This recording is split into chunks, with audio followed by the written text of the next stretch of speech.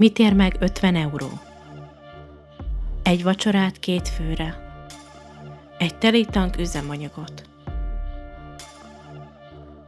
Vagy akár egy emberi életet. Sokan bele sem gondolunk, hogy a modern Európa csillogó autópályái mögött egy sötét, szabályozatlan világ húzódik. Ebben a szürke zónában a kapzsiság és a kíméletlenség az úr. 2025. decemberében, miközben mindenki a karácsonyi fényekre várt, egy segesvári édesanya számára az 50 euró a halálos ítéletet jelentette. Mária Bardas bűne csak annyi volt, hogy nem hagyta magát zsarolni. Ez a történet az embertelenségről szól, ahol az aszfalt fegyverré vált, egy szociopata sofőr kezében.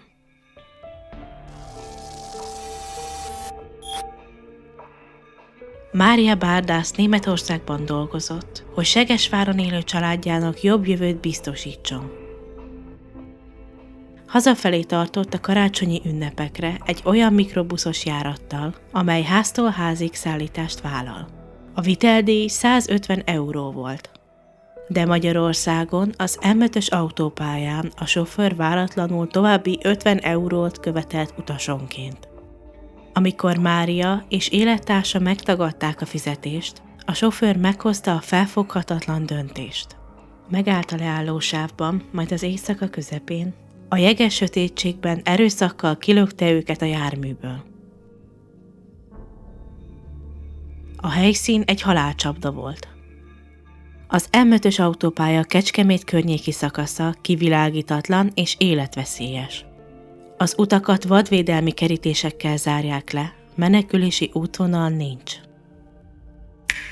Mária egyik szemére gyengén látott, így a 130 km/h szágódó autók fényszórói között teljesen tájékozatlanná vált. Mária segítséget próbált keresni a sötétben. Kilépett az úttestre, ahol egy érkező jármű azonnal elütötte. A fizikai törvényszerűségek szerint esélye sem volt, hogy egy 130-al szágódó autóval való ütközést túléljen. Mária december 3-án halt meg az aszfalton, de a családja számára ekkor kezdődött az igazi rémálom.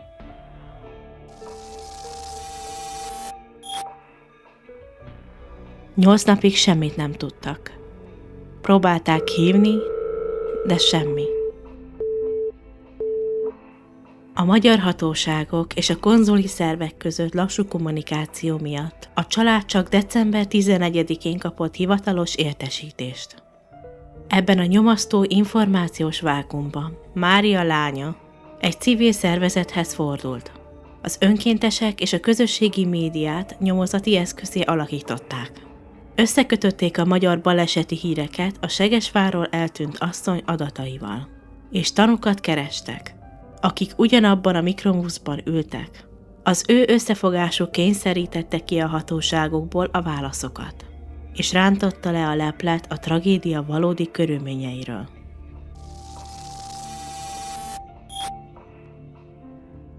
A nyomozás középpontjában a mikrobusz sofőrje áll, akinek a tette túlmutat a mulasztáson.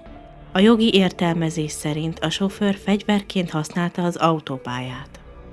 A Bács-Kiskun vármegyei rendőrfőkapitányság több bűncselekményt is vizsgál. Kényszerítés. Mivel erőszakkal vette rá az utasokat a jármű elhagyására, a plusz 50 euró miatt. Második. Veszélyeztetés. Mert tudatosan egy életveszélyes környezetbe tette ki a látássérült nőt és a párját. Harmadik. Segítségnyújtás elmulasztása. Mert anélkül hajtott el, hogy meggyőződött volna az utasok biztonságáról. Negyedik. Gondatlanságból elkövetett emberölés, ami felmerülhet a közvetlen életveszély okozása miatt. A sofőr profilja egy hidegvérű elkövetőt mutat, aki bízott a szürke zóna névtelenségében, és akinek a gazdagsági haszon fontosabb volt, mint az emberi élet. Hogyan történhetett meg, hogy az élettárs ott állt mellette, mégis 8 napig senki sem látott semmit? Nem látta a gázolást, és nem segített.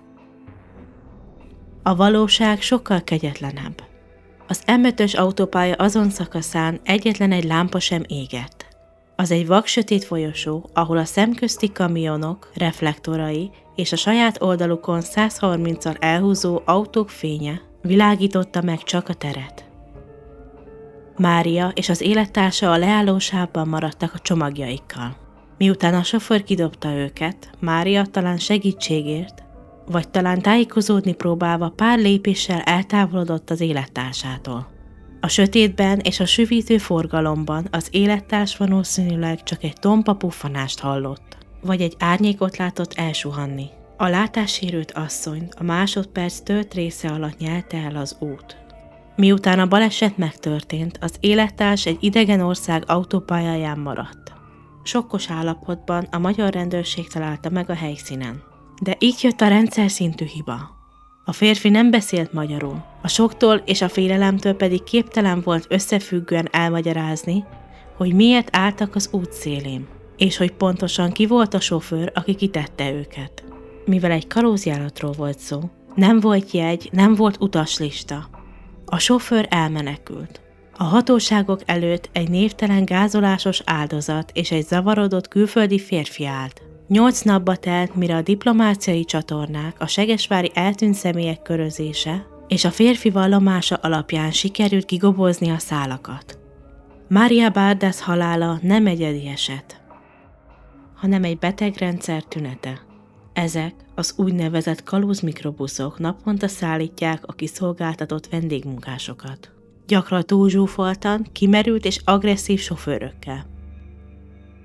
A tragédia rávilágított arra, hogy az európai mobilitás aszfaltján az etikai és jogi kontroll gyakran teljesen hiányzik. A tanulság fájdalmas. Mária halála elkerülhető lett volna, ha a hatóságok komolyabban veszik a szállítási szektor ellenőrzését és az utasok regisztrációját. Segesvár városa gyászba borult, és követelik a bűnös szigorú megbüntetését. Mária Bárdász emléke mementó marad. Egy figyelmeztetés, hogy amíg a profitot az ember elé helyezzük, az autópályák szélén bárki áldozattá válhat. 50 euró. Egy jelentéktelen összeg, ami aznap éjjel mindent megváltoztatott. Ez az 50 euró Mária számára az igazságról szólt, amiért az életével kellett fizetnie. Aznap éjjel egy család darabokra tört Segesváron.